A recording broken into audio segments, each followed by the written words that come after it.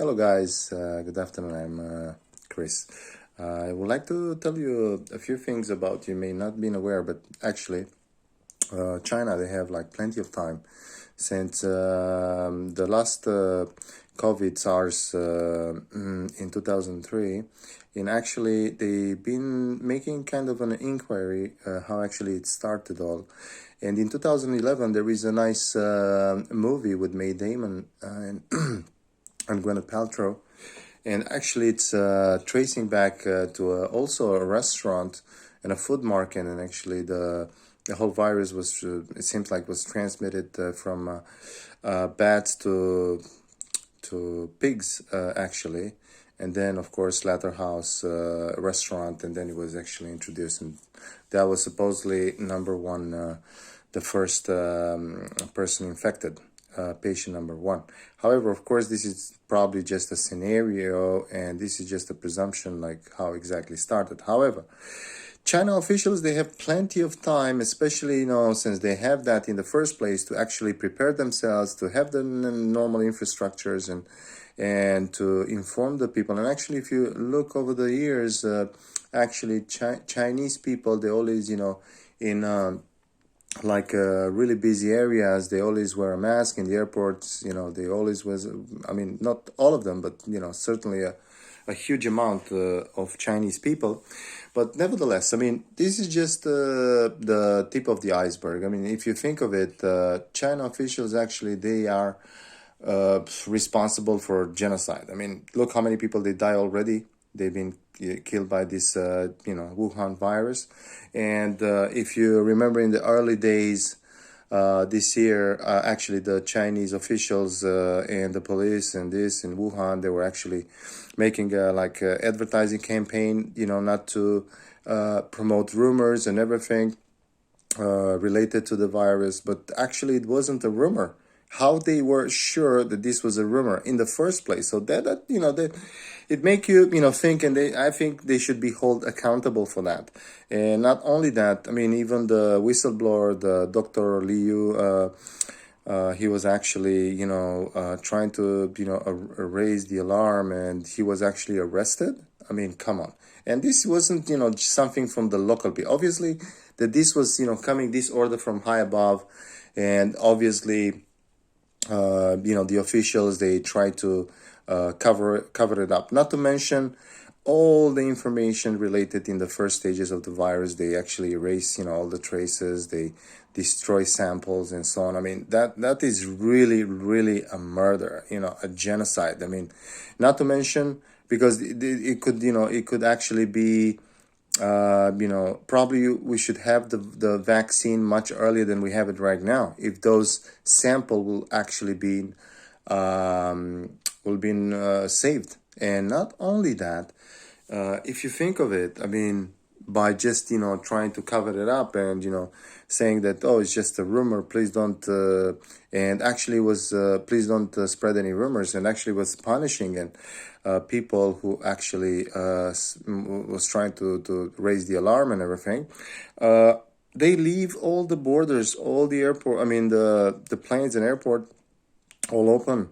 And this has plenty of time. Remember what happened in Italy? It has plenty of time for the virus to actually spread and reach different countries, United States, Italy, and so on, and Spain, of course. And we are in the situation as it is. A lot of jobs been lost, more than 400 million jobs across the globe, and not to mention industries and countries have been affected, and other places, especially the one related on they were relying on tourism.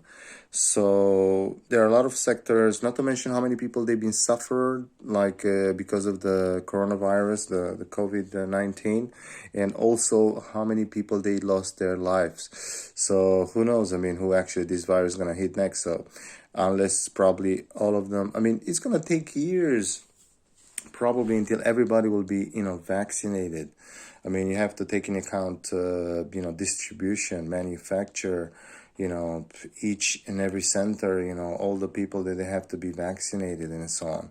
So it's going to take time, obviously. So it's a really really time-consuming action. However, why I actually why I did load this video, it was to raise a little bit concern because I mean we should not just okay, keep our heads down. I mean look what China is doing right now, is trying to bullying all the neighboring countries and so on, trying to show themselves some muscles in the South China Sea, and trying to bullying other countries and so on. I mean obviously this is how these other countries, I mean there are a few countries actually, they were able to stand by their ground, like Australia, United States, and a few others.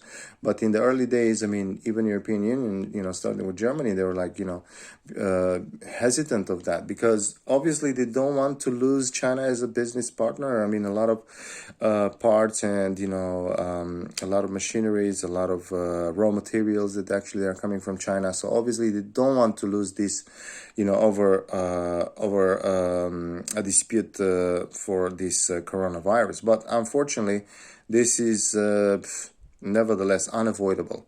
In the future, definitely will be a lot of more inquiries. And also, by the way, China actually, he was against an early inquiry, and he was trying to wash their hands and try not to give access to all the information and everything. They're trying to say, yes, we have this, we have that, we put that on the WHO website. We try to be transparent, but that wasn't the case. But anyway, what I'm trying to say is China officials, I mean, I never heard like somebody was fired, somebody was punished, and even they do that internally. What is that good for me? Because in the end, you all care about your family and your job, your income, and your health, of course. So people, they've been hit hard, and nobody actually does anything about it. I mean, they're just, glimpse of like, government trying to help you. But in the end, I never heard China to do that. They tried to send some relief kind of shipments with faulty masks and God knows what else, and then the vaccines. No, people, they lost their job. People are suffering, are hungry. China should pay those people, should do something. I mean, not China, the regular people, because probably they're suffering as well. And I heard in the early days, actually, they were shut down in their own buildings, not being able to go out. I mean, they have like draconic kind of, measures over there in the early stages. But after the whole thing spread out, after the whole thing, they were realized, the officials, that this is not a rumor.